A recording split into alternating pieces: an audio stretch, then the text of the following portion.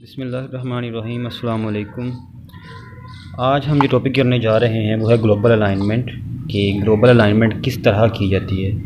तो आमतौर पर जब भी ग्लोबल अलाइनमेंट का क्वेश्चन आता है तो इस तरह से आता है कि आपको दो सीक्वेंस दिए गए होते हैं और आपको ये कहा जाता है कि आप इन दोनों सीक्वेंस को अलाइन करें, यानी कि ग्लोबल अलाइनमेंट करें। तो ग्लोबल अलाइनमेंट करने से पहले आपको कुछ वैल्यूज़ दी जाती हैं। मिसाल के तौर पर वो तीन वैल्यूज़ होती हैं। एक हमारे पास वैल्यू होती है मैच वैल्यू, दूसरी को हम कहते हैं मिसमैच वैल्यू, और तीसरी जो वैल्यू है वो हम उसे कहते हैं गैप पेनल्टी। तो ये तीन वैल्यूज़ आपको डिफरेंट दी जाती हैं और कहा जाता है कि इन वैल्यूज़ को आपने इस्तेमाल करना है और इन वैल्यूज़ को इस्तेमाल करते हुए आपने ग्लोबल अलाइनमेंट करनी है।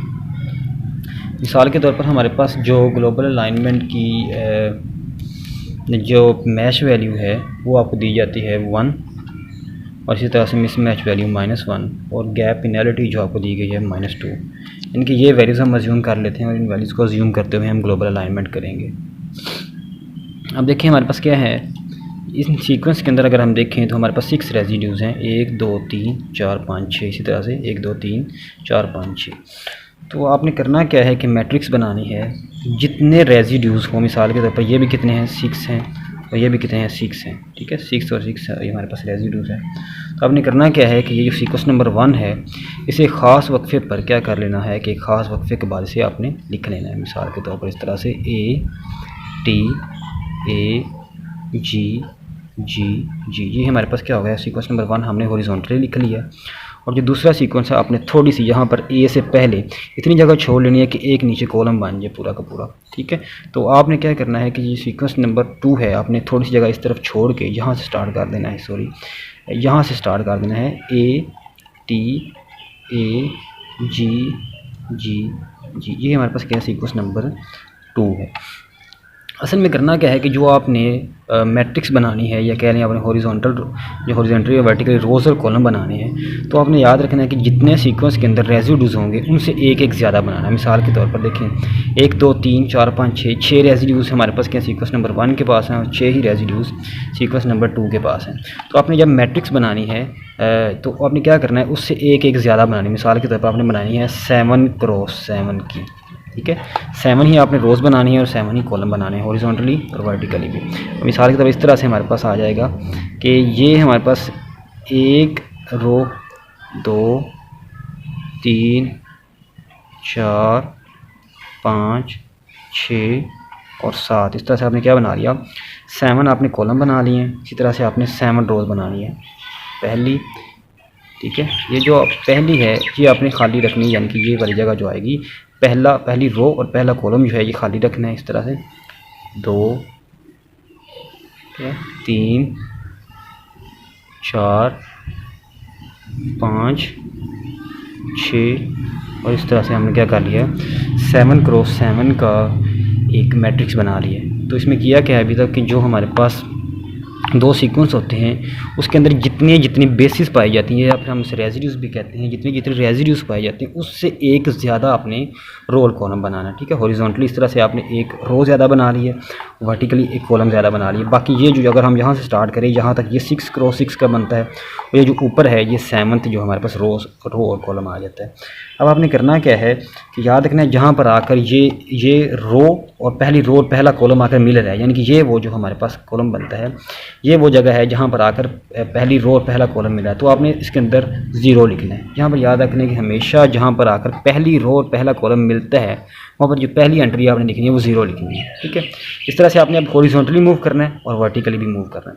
तो जितनी ये जो पहला हमारे पास सिर्फ पहले कॉलम की और पहले रो और पहले कॉलम की बात कर रहा हूँ, आपने जब हॉरिजॉन्टली मूव करना है तो आपने 0 के अंदर गैप पेनल्टी ऐड करते जाना है, ठीक है। मिसाल के तौर पर अगर हम 0 के अंदर गैप पेनल्टी ऐड करें तो कितनी आएगी, -2।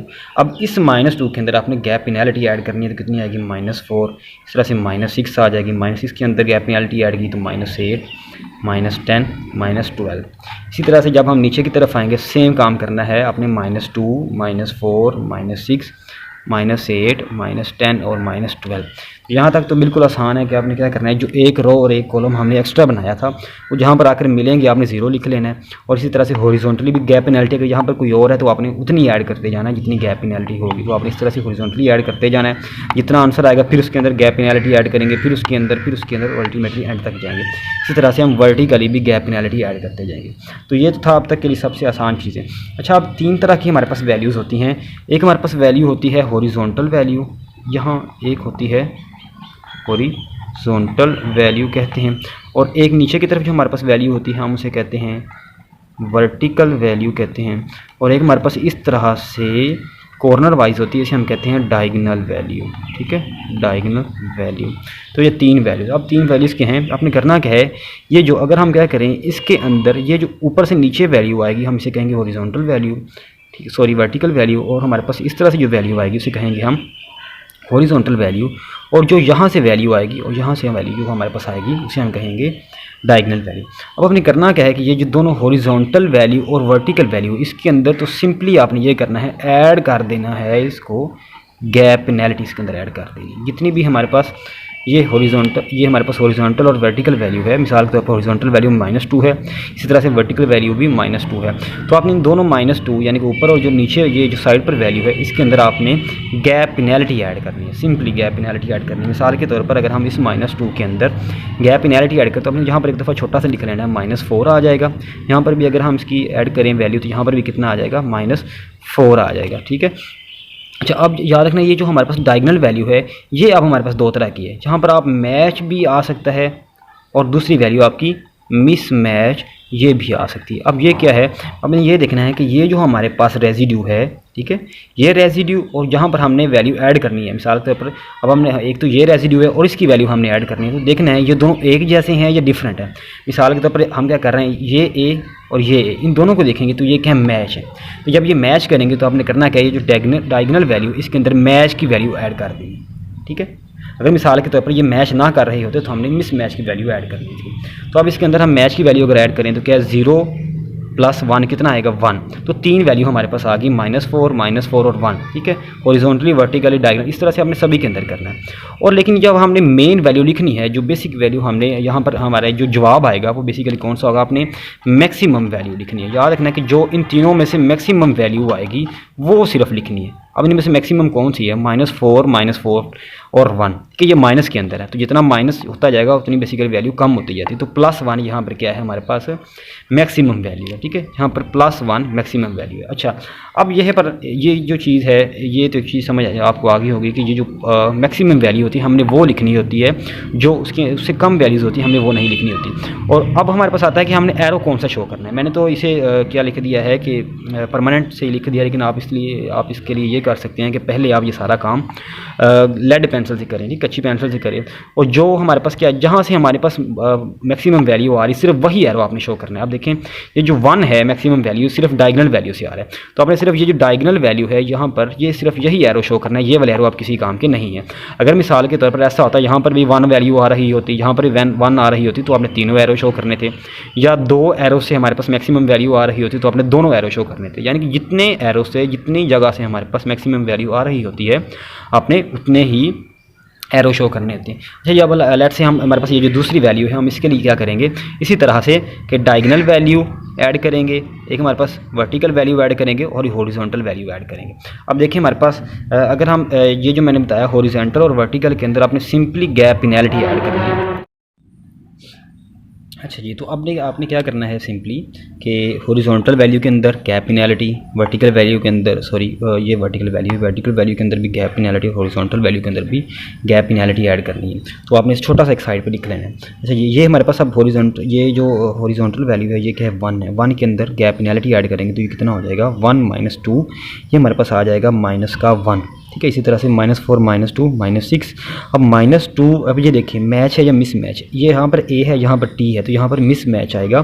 तो -2 और -1 जो मिस मैच की वैल्यू है हम ये लिखेंगे तो ये कितनी आएगी, -2। तो अब इसके अंदर देखिए सबसे जो हमारे पास मैक्सिमम वैल्यू है वो क्या है।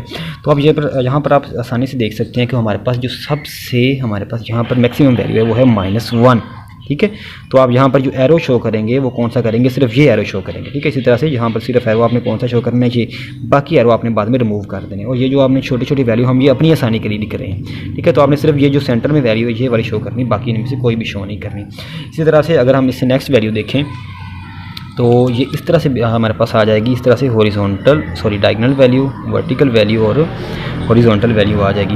देखें अब हमारे पास हॉरिजॉन्टल और वर्टिकल के अंदर आपने गैप पेनल्टी ऐड करनी है। -6 -2 -8 आ जाएगा, -1 -2 -3, इस तरह से -4 और ये हमारे पास क्या है AA, ये मैच है तो यह -4 और 1 कितना आ जाएगा हमारे पास -3 आ जाएगा, ठीक है। तो अब यहाँ पर आप देखें थोड़ी सी चेंजिंग आई है, वो ये इस तरह से कि अब जो हमारे पास मैक्सिमम वैल्यू वो क्या है -3 है, ठीक है।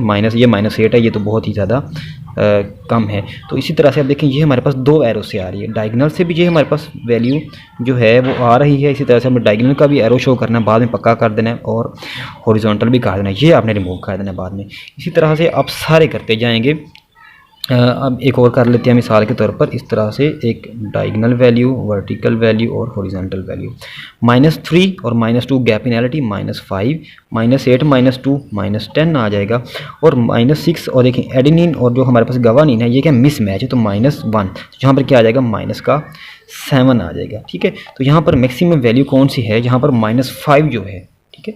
-5 जो है यहाँ पर मैक्सिमम वैल्यू, -5 कहाँ से आ रही है, यहाँ से हमारे पास ये मैक्सिमम वैल्यू आ रही है। तो इसी तरह से आपने क्या करना है, नेक्स्ट के अंदर देख लेते हैं हमारे पास डायगोनल वैल्यू, वर्टिकल और हॉरिजॉन्टल वैल्यू।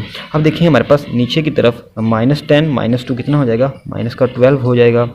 इसी तरह से -5 -2 कितना हो जाएगा, -7 हो जाएगा। और माइनस अब ये क्या है एडेनिन और गवानीन, ये मिस मैच है, तो -8 -1 कितना हो जाएगा, -9। तो यहाँ पर हमारे पास जो वैल्यू है सबसे ज़्यादा मैक्सिमम वैल्यू वो क्या है, -7। याद रखें जितनी माइनस के अंदर वैल्यूज बड़ी होती जाएगी वो बेसिकली क्या होती जा रही होती है, छोटी होती जा रही होती है। इस तरह से आपने इसे क्या कर देना है, पक्का कर देना, बाकी को रिमूव कर देना है।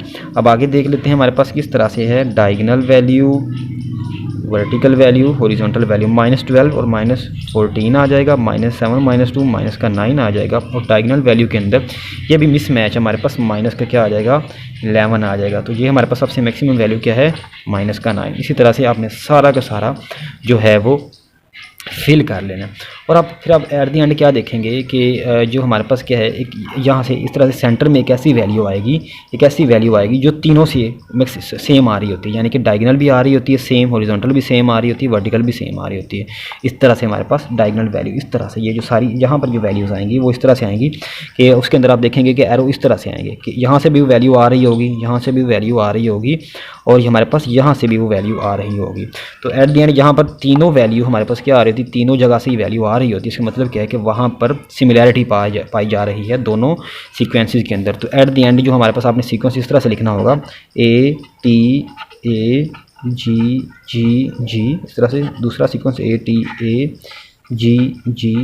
और इन दोनों के दरमियान आपने इस तरह से सिमिलर रीजन्स शो करनी है। तो ये हमारे पास आपका क्या आ जाएगा, सीक्वेंस आ जाएगा। आई होप कि आपको समझ आ गई होगी।